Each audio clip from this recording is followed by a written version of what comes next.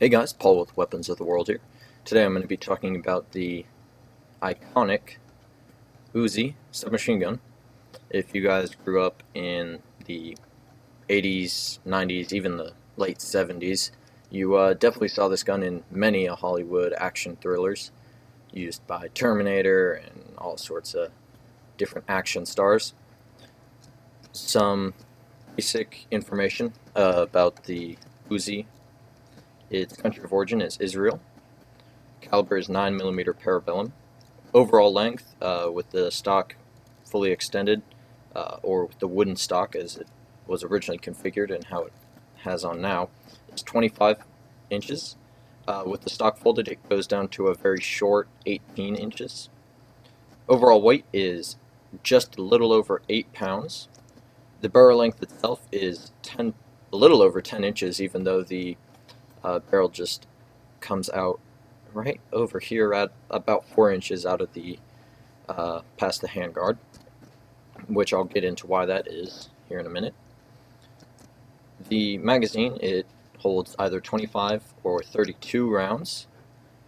Yeah. There we go. Its operation, it's recoil operated, so with the round being fired, it pushes the bolt back. It also is an open bolt gun, which I'll get into kind of the pros and cons of that here in a minute.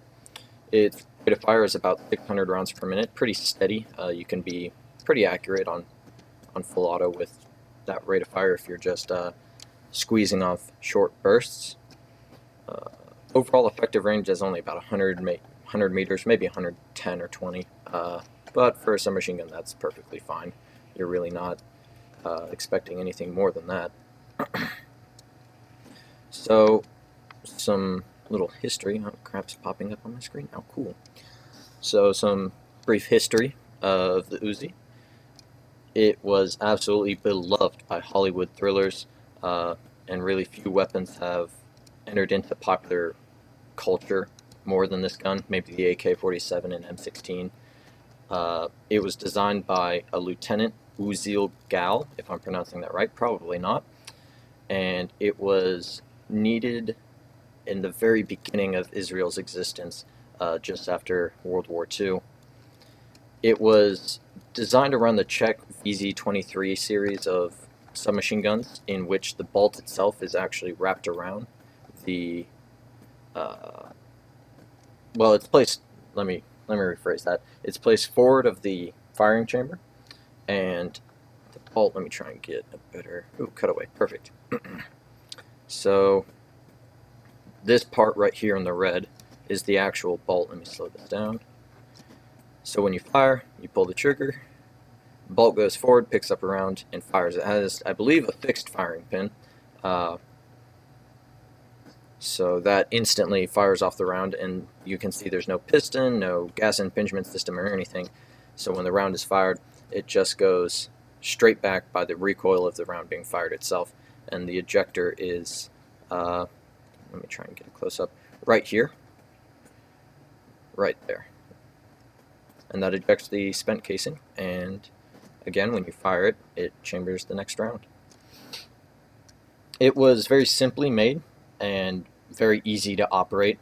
There's really not a whole lot to go wrong with the Uzi. It's not a whole lot of parts, and all in all, it was very simple and easy to produce, which is why Israel really liked it. They were a brand new nation. They had basically no manufacturing capabilities whatsoever. So anything that was cheap and easy to produce for their limited abilities when it came to production was a godsend. They loved the Uzi. It was used by special forces for the Israelis, security forces, army, you name it. So when I said wraparound bolt, what did I mean by that? So, slow this back down again. Let me get this back. Oops, wrong button. Click and hide. Get away with all these parts. So you can see the barrel is right here. That's the beginning of the barrel with the chamber and all that. The bolt is right here. So when you fire the gun, the barrel or the bolt, excuse me, slides over the barrel. Now what this does is it allows the Uzi to be extremely compact with of course, the 10-inch long barrel, even though the barrel itself only sticks out about 4 inches from the actual gun. This really does increase the accuracy compared to other submachine guns where you'd only have maybe a 5, 6, 7-inch barrel. This really saves space. Also, with this design, you are able to have this pistol grip right here, right beneath the bolt, so that way when the gun recoils, it recoils straight back into your hand, and it's a very comfortable gun to shoot. You can even fire it one-handed. However, you're not going to be extremely accurate, but it's nice to know that you can in a pinch. So all in all, the Uzi was a very good submachine gun. It's still used today in some parts of the world, but it's been kind of outdated by guns like the MP5, UMP45, and HK style weapons, or not even HK, just different weapons nowadays. The MP5 probably being the biggest. Now, it originally came, it was designed with this wooden stock, but excuse me, I'm getting over a cold. So it was originally designed with this wooden stock here, kind of looks ugly, but then they switched over to this folding stock, which became the kind of iconic gun,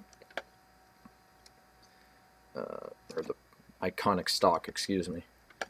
You could also put suppressors on this gun, relatively easy. Let's see what else. You can fold the stock, I was forgetting where that button actually was, making the gun to an overall length of just over 18 inches. You can see just how small that gun is. I wish I had something to compare it to. Now, the magazines did come in 20 rounds, 32 rounds, and 40 round magazines, so you could really let loose with a 40 rounder. You can attach Picatinny rails for optics like a aim point. Not exactly sure why you'd want such a large sight or large optic on your gun, but it's nice to know. The iron sights themselves they're okay. I'm not the biggest fan of them, but they get the job done just fine. Now, something interesting with World of Guns disassembly, which is what I'm using right now, it allows you to attach a bayonet, and from what I've read and researched, this is true. You could attach a bayonet. However, I'm not exactly sure how effective this was on a submachine gun. But speaking of bayonets, if you guys, I saw a couple comments in the SKS video where I mentioned that I was going to do a video on the usefulness of bayonets. If you guys want to check out that video, go to my channel. There will be a link in the description where I'll have the full video on the usefulness of bayonets in today's modern battlefield. But anyways, guys, I hope you guys enjoyed the video. If you did, make sure to subscribe, and I guess I'll catch you all next time.